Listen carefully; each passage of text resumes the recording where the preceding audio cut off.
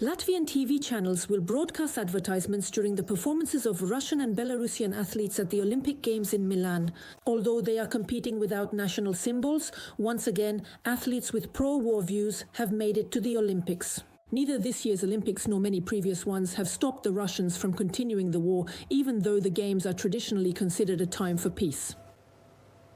The Olympic Games in Milan are already the fifth in which Russians are not participating under their national flag. This year, 20 athletes from the aggressor country and its accomplice Belarus will compete under a neutral flag.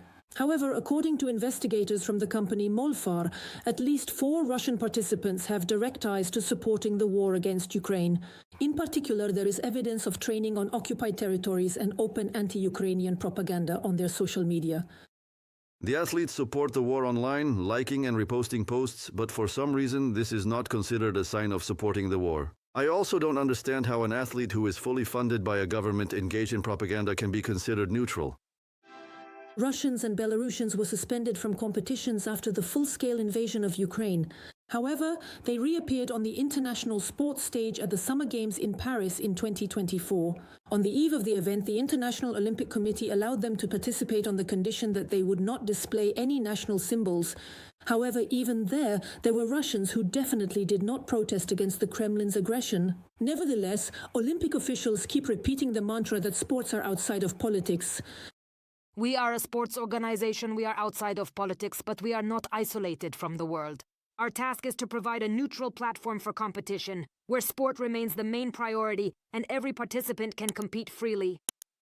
This is how freely Russia destroyed civilian infrastructure in Ukraine with missiles and drones, while dancers at the Olympic opening ceremony were depicting the dove of peace.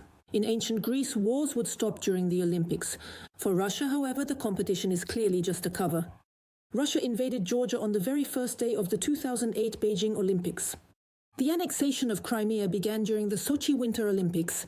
In February 2022, Putin went to Beijing to sign a gas deal with Xi Jinping. 4 days later, when the Olympics ended, he attacked Ukraine. All of this is in the best Soviet traditions. In the 80s, Moscow refused to withdraw its troops from Afghanistan despite the boycott.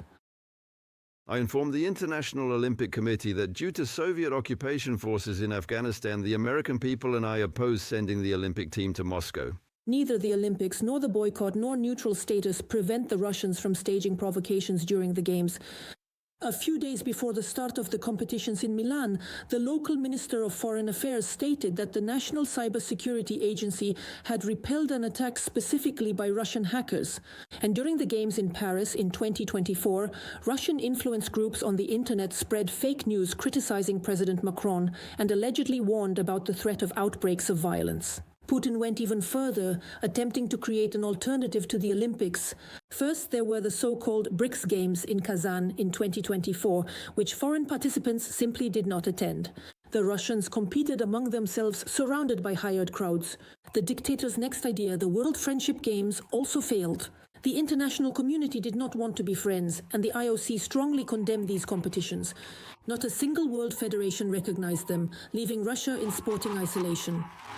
Katerina Yeliseyeva, Podrobici, Inter TV channel, United News Marathon.